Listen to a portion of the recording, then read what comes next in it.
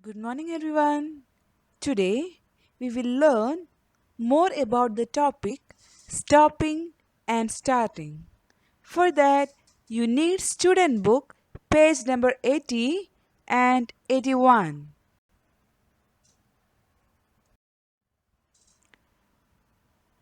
For an object to move, there must be an application of force that we have learned already.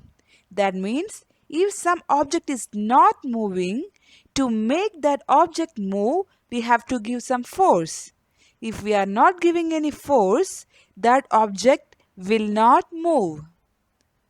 The force can be a push force or a pull force. And if it is not a push or pull force, it can be any natural forces like the wind, water that we have already learned. When we are giving this force, the object can move, it can change the direction of moving, or it can change the speed, or it can completely stop moving. So, this is very important point, that is, to start an object moving, a force need to act on that. If there is no force, the object cannot move.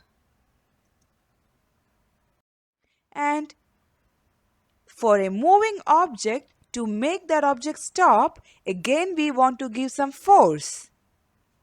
A force can stop something that is already moving.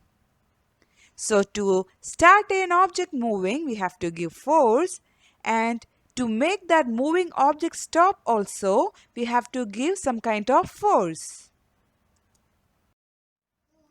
So what will happen if you give more force on an object? I told you before that we have to give some force to make an object move, right? So what will happen if we give more force? Yes, very good. If we give more force, the object will move more fast, or it will move faster. So what should I do to stop a fast moving object? That means if an object is coming in a very fast manner, what should I do? Yes, I have to give more force to make a fast moving object stop. So this is also an important point, that is, fast moving objects need a large force to make them stop. That means if an object is moving slowly, we need a small force to make that object stop. But at the same time, if the object that is moving fastly, we have to give large force to make that object stop.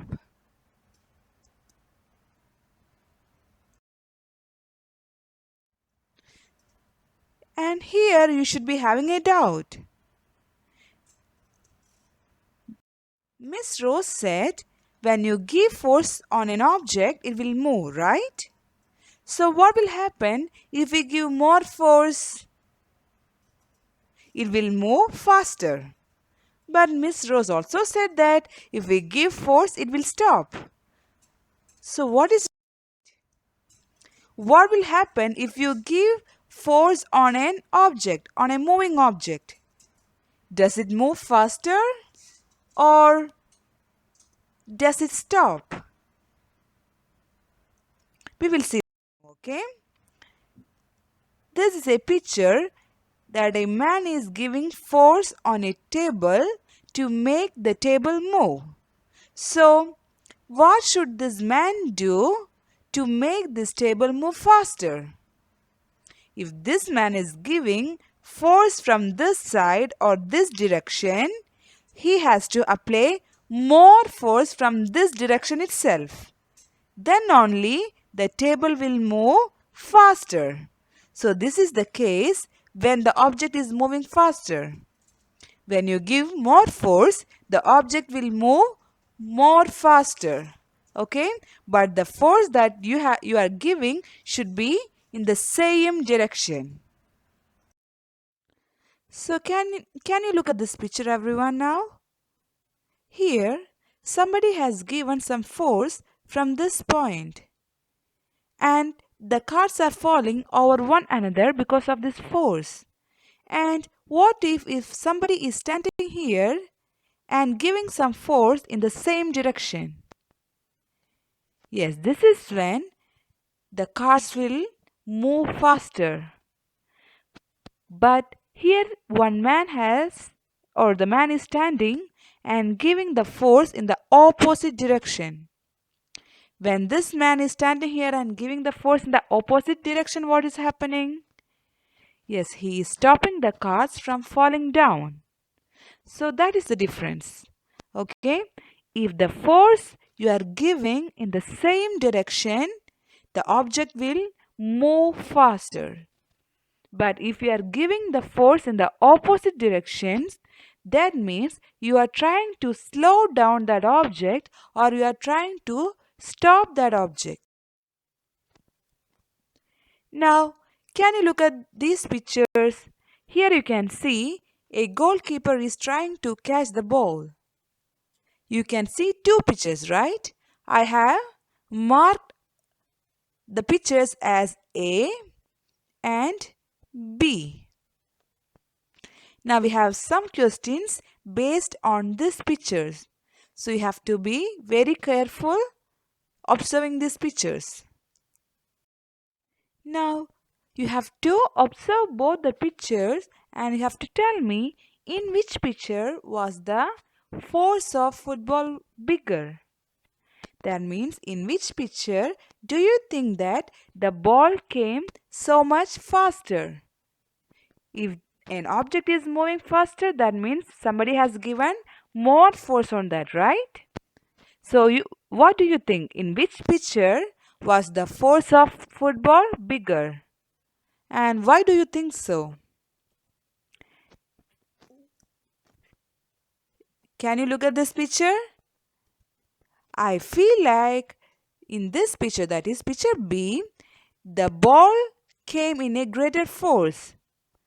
But what might be the reason for that? When you compare both the picture, you can feel that in this picture, the goalkeeper have to give more force to stop the ball. In the first picture, that is picture A, he was just holding the ball in a ease or easily. It was visible that he didn't have to give more force to catch the ball. But here, if we compare both the pictures, we can see that in this picture he has to give more force to stop the ball. Now, in which picture the player need to push the ball with biggest force? So in the last question, we have noted that in picture B, the football came with a great force. So what do you think? In which picture or in which situation the player need to push the ball with biggest force, or the player needs to give more force to stop the ball? Again, it is in picture B, because in picture B the ball was coming in a great speed, and we have already learned that if something is coming in a great force or great speed, we have to give more force to make it stop. And here the player is giving the push force to make the ball stop. The player need to give more force to the ball here, as the ball was coming in a great speed. So why a fast moving ball is dangerous for us? What will happen if something that is moving in a great speed falls on your head? See, as in this picture, if something is falling on your head, let it be a ball or any other object, it will be good? No, because it is coming with a much force that can hurt us very badly. So we have to stay away from these dangerous situations. If you see that something is about to fall on you in a great speed, you have to move away from that situation, or it can hurt you. If a fast moving ball is dangerous, can you think about fast moving vehicles like cars and buses? What do you think? It will be safe if some car or bus is coming in a great speed and you are standing in front of that? No, right? Cars are heavy objects, right? And they move really fast. And we have learned that if we want to stop a fast moving object, we have to give more force, right?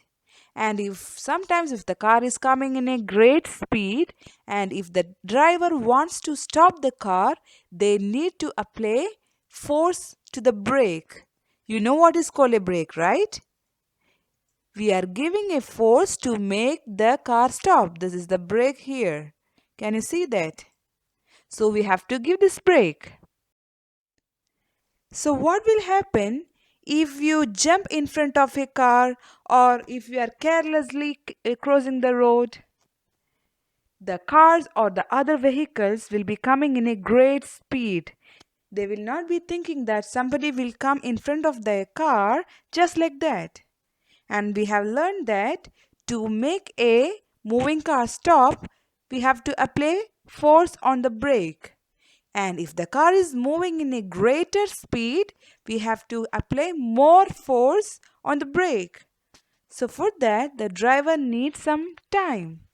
But all of a sudden, if somebody is jumping in front of the car, the driver may not get enough time to apply the force. So it can be really dangerous or you may met with an accident. Because the cars are heavy and moving very fast, the driver needs time to bring the car to a stop. That means he need more force to apply on the brake.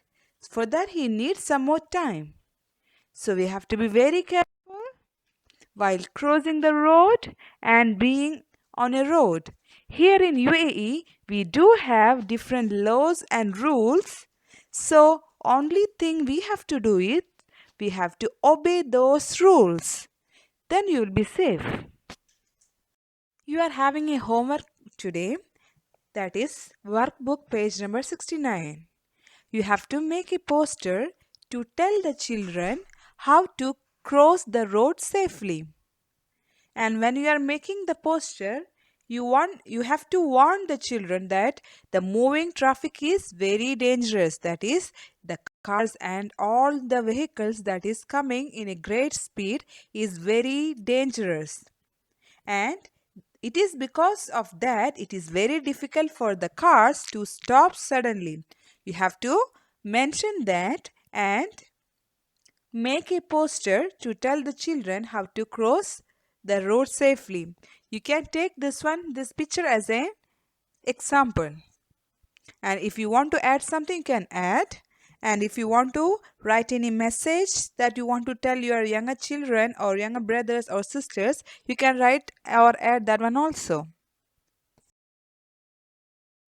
So what all things we have learned today? We have learned that we need to apply force to move an object. And we have to apply a force again to make a moving object stop. A fast moving object needs a large force to stop it. That means if something is moving in a greater speed, that means that object is having more force. And to stop that object that is having more force, we have to apply more force again. I hope you have understood what we have learned about starting and stopping an object using the force. Thank you.